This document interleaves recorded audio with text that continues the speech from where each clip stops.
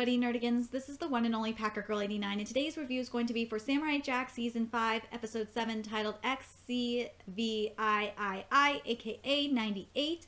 And last episode of Samurai Jack, we had this really beautiful episode that was Ashi's journey into the light, so to speak, and to the truth about the world. And now going into this episode, at the end of last episode, Jack said, now we're going to go find the magic sword. So this episode started off really perfectly. We got a recap of how Jack lost the sword, and it's so sad because those poor sheep. And plus, Jack was so close to going home because remember, for those that don't remember, and again, I'm glad we got this recap. Aku destroyed the final time portal, and that's where the magic sword fell, was where the destroyed portal was. But it was funny, like when Jack was going into the portal and then Aku pulled him out, he's like, nope, you ain't going anywhere. And then when Jack tried to fight him with the sword, and Aku's like, I'm not fucking with that sword. You know, I mess with that sword. Oh, and right before that, like, Jack was like pissed the fuck off because, you know, Aku just said, you know, that was the last portal. And Jack is just like angry as shit. And Aku says, don't stress out so much because you're going to cause yourself to get a heart attack. And then Aku's like, wait a minute, why am I even saying this? Keep stressing out. I thought that was great. But I still feel so bad for the poor little rams, those poor little rams. And I want a plushie of those rams. I really do. They're so fucking cute. But anyway, so now that we got the recap of how the sword was lost, now we can go into the journey. Now we can go into Jack's journey on how to finding the magic sword. So then we can get back to what we need to do, which is to destroy Aku and get back to the past and save the past, present, and future. And I like that the narration going into the present day was Jack says, and so I wasn't able to find it again. And I was like, this is the perfect transition on how to go into the modern day canon and start looking for the sword. Like, this was just really good. I loved this. I love that Jack and Ashi. I love the bird that they're flying on. And yes, I am still shipping Jack and Ashi. I'm shipping them like FedEx Express. Fuck, I'll ship them like Sunday delivery. FedEx Sunday delivery.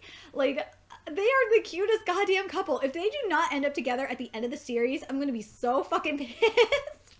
But I love the creature that they're riding, and I love and I love how, with going back to the narration, because he was basically telling Ashi how he lost the sword. That I thought that was really cool. That was, again, a really good transition, and understand, you know, basically why we're getting this recap is for Ashi, and also for us as the viewers. For especially if we haven't seen that episode, or it's been a long time since we've seen that episode of Samurai Jack to boot. And again, I really love this ominous soundtrack as they're going into the hole where the sword was supposedly lost. I thought that was really, the music is really nice and ominous and eerie and dark. I love it.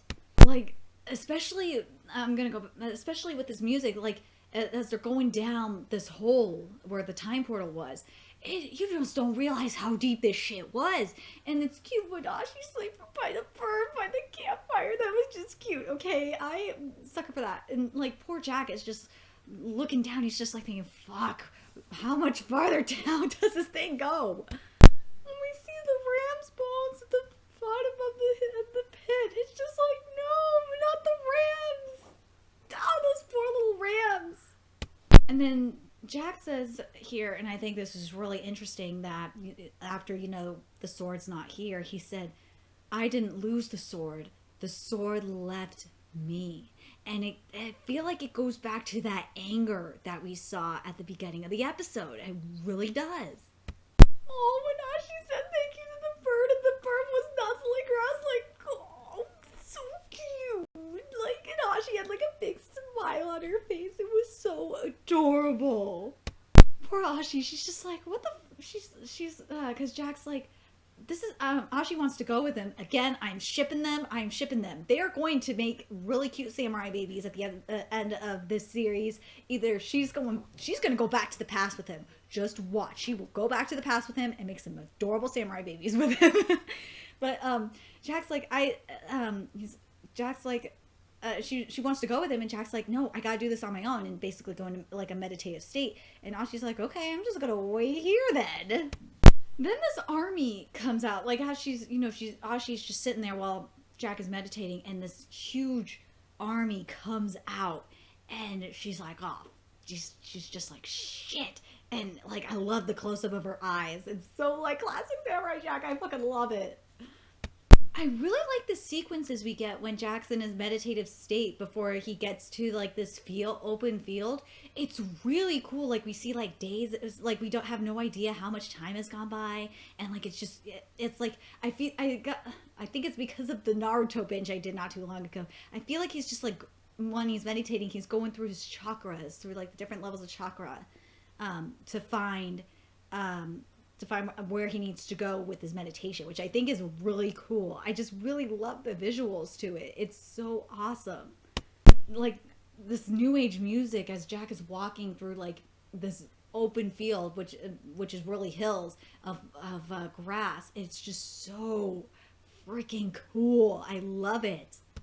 Then the next part of Jack's spiritual journey to find the sword involves, skipping some rocks, and then, jumping over some rocks, on some rocks, to get to this makeshift wooden raft to cross like this spiritual river.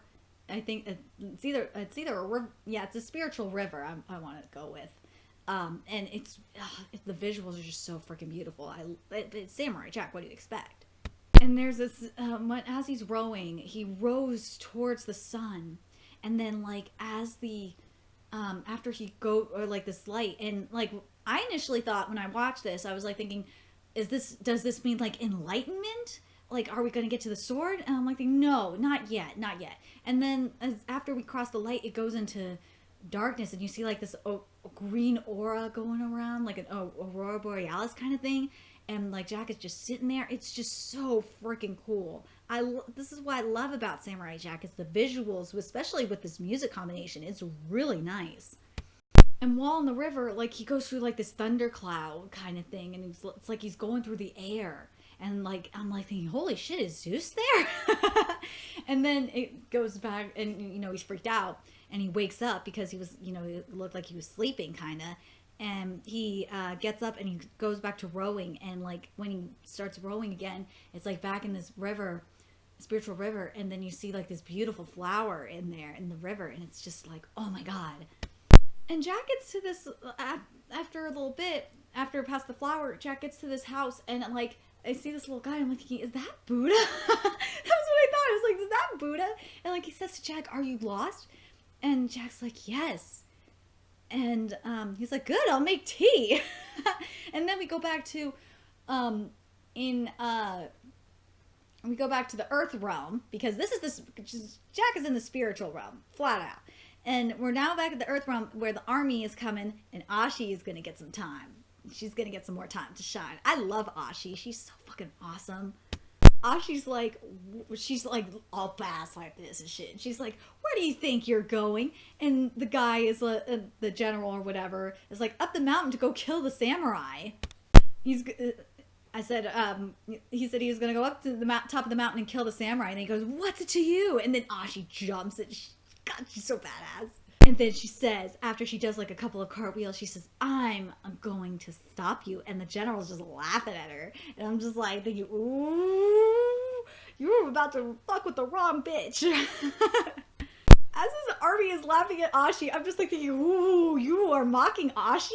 This is not a good idea. Ashi's gonna whoop your ass. I would not mock her. I would not laugh at her or mock her like this. The soldiers in the back, like one of them's like, what did he say? And he's like, something about a squirrel. And the other guy's like, he's like, I love squirrels.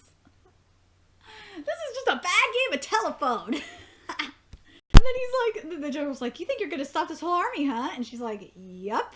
I'm like, go Ashi, you have to prove that you are Jack's waifu, and you're going to do it. And then the general goes on to say, he's like, I'm going to take you apart and rip you to pieces, and then take those pieces apart, rip them into more pieces. And Ashi's just like, she's like, I'm waiting. Bring it it, motherfucker, bring it, come get me. But she's just like, she just mainly said, I'm waiting, but the look she's saying is like, bring it, bitch, bring it. Dude, she like took the general and she just like pushing him through like this shit. And I was like, she was just punching them at first. When I was first watching this, I was like thinking, no way, is Ashi going to be like the new, is she the female Saitama? That's what I was thinking. But no, she took the general and pushed his body up against the line of soldiers and then pushed them off the cliff to boot, which is cool. And like the bodies landed on the fucking spears is so cool.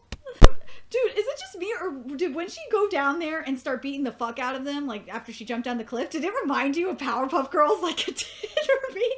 That was the first thing I thought of when I saw like the punching sequence and the combat sequence. I was like, this is totally Powerpuff Girls. It totally is.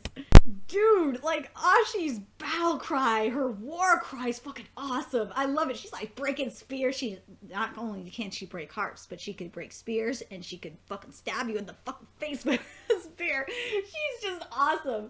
But then we go back to the house of Buddha, as I'm calling it, because I swear the guy looked like Buddha. I don't give a fuck when you tell me he looks like Buddha. I really love what's going on here because you have Jack doing like a tea ceremony, which is usually something in Japanese culture, which is a very feminine thing to do. It's usually a woman's thing to do. A woman's role is to do a Japanese tea ceremony, and the men are supposed to go fight. It's like a gender role reversal kind of thing. I really am digging it. It's so cool. Because then it goes like back to showing Ashi fighting and killing these motherfuckers while Jack is doing this like this Japanese tea ceremony. I just think it's really cool to see like this gender role swap kind of thing going on. And there's another parallel to this too that I just realized is that you know the saying fight like a butterfly, sting like a bee? That's what we got with Ashi right now. Because she's supposed to be like this, like how she's dressed and everything is supposed to be gentle. You'd think she'd be more gentle and shit.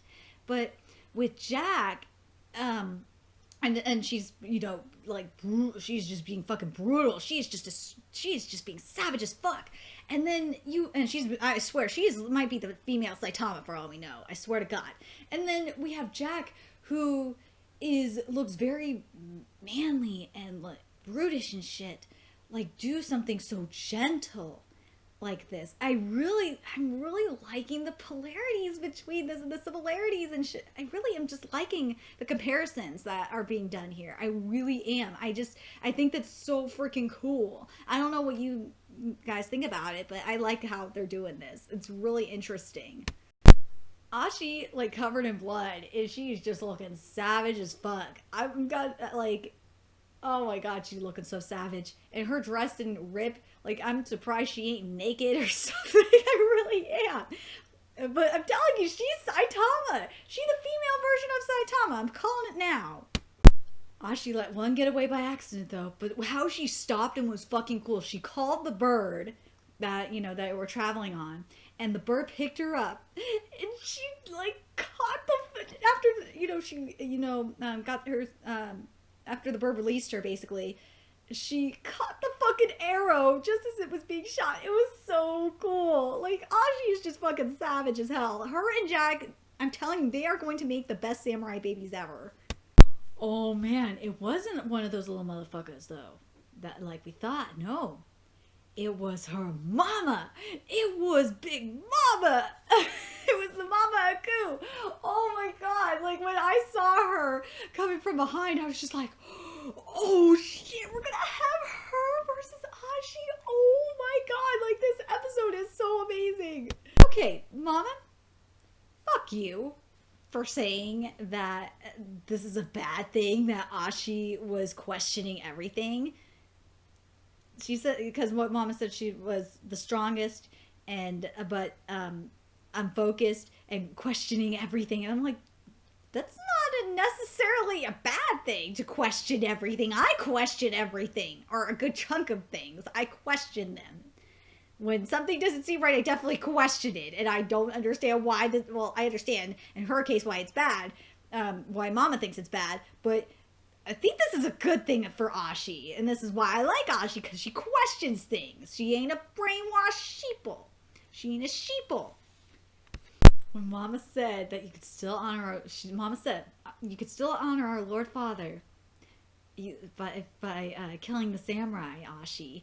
And she's like, no, fuck you know. I think, yeah, go Ashi. And I love Ashi that she said, when she said, she's like, no, you were wrong about everything. Jack showed me the truth. And I was like, yeah, go Ashi. I'm telling you, Ashi wants Jack so fucking bad. I don't give a fuck what anyone tells me. Because I've been told that I was wrong before about Jack and Ashi. They are the best goddamn couple. I swear to God. And then Mama's like, well, you're going to have to die too. It's like, well, yeah, we kind of figured you were going to say that shit. Damn, when Mama took off the cape and like we saw her shape, I was like, damn. I guess Aku is a tit man. Or I should say he's a tit demon. He loved the tits. It makes sense why he's having tons of kids with this woman. Her tits are huge. And I guess in a battle of weapons, a ram's horn can beat a knife. Especially a dark knife. That was so fucking cool. How what Ashi did with the ram's horn. That was freaking awesome. How, especially at the end, when she blocked the, she knocked away the knife from stabbing, and stopped the knife from stabbing Jack with the ram's horn. That was fucking awesome. And damn, Mama got a booty on her too. Maybe Aku just loves them ass and them tits. Jesus Christ. But, but Mama's going on about saying, you betrayed the family. How could you do this shit? He killed your sisters. I'm just like thinking, well, self-defense. That's what I was thinking. Ashi gave the best response. She said, you killed them. We were made for one purpose, to kill. I was like, yeah, that's my girl. And just as Mama was gonna stab Jack with her fucking nails, Ashi grabs the arrow and throws it, and it was a direct hit, bullseye right through the back. So she literally stabbed her in the back, so to speak, or shot her through the back, literally. And it went through her chest. So Mama's probably dead, unless there is some magic in there. And then poor Ashi just like passed the fuck out, and I don't blame her. Then Buddha said, we get to the scene with Buddha. Yes, I'm still gonna call him Mini Buddha. Mini Buddha is basically saying the tea tastes terrible. It has the correct ingredients, but it lacks one necessary thing, which is balance. And that's what Jack is lacking, and I like it. I like that we're getting this. This is really good stuff. And then he goes on to say, I see why the path to the sword, I see why your path to the sword remains clouded. Well, yeah, if Jack isn't balanced, then the sword's not going to be balanced. I was right. And I love that I was right. That Jack's, because I was thinking that Jack's anger was the thing preventing him. And that's why I'm glad they showed us that recap and showed, and, emphasized the stress and shown that anger. Because, like, when I saw that, I was, like, thinking, that really looks like Jack's inner self. I wonder why. Well, this is why. That is Jack's inner self. And that is that's what cost him the sword, caused him to lose the sword, and that's what's preventing him from getting it. And I freaking loved this. And I love that Jack said, you motherfucker, it's your fault that we can't get the sword. Because you need to just chill, bro. And Jack basically says to him, of course, there's all this shit from the rage, like saying that the Buddha knows where the sword is.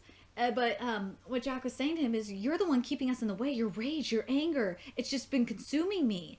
And I gotta stop this. And then Jack says, you have blinded us to the rage. But now I can see it, and his eyes are turning or when he opened his eyes, they were gold. And then the mini Buddha says after that shit, he's now you're balanced. And then we go into the universe and we see Odin, we see Ra, I believe. Hold on, let me just double check my notes. I think it's Ra. I'm good. But I'm leaning towards it being Horus, because the falcon with Egyptian mythology is Horus. So I'm leaning towards that being Horus. And then you have Krishna. I think that's Krishna. I might be wrong, but it's one of the Hindu gods. And I love that they're there. I think it's random as fuck that they're there. Like, I'm like thinking, why the fuck, out of all the pantheons, are they there? Like, it's random as hell. And they basically say, like your father before you, you've been chosen to stop the ultimate force that's befallen you. You are worthy. I was like, yeah. And they brought back this. And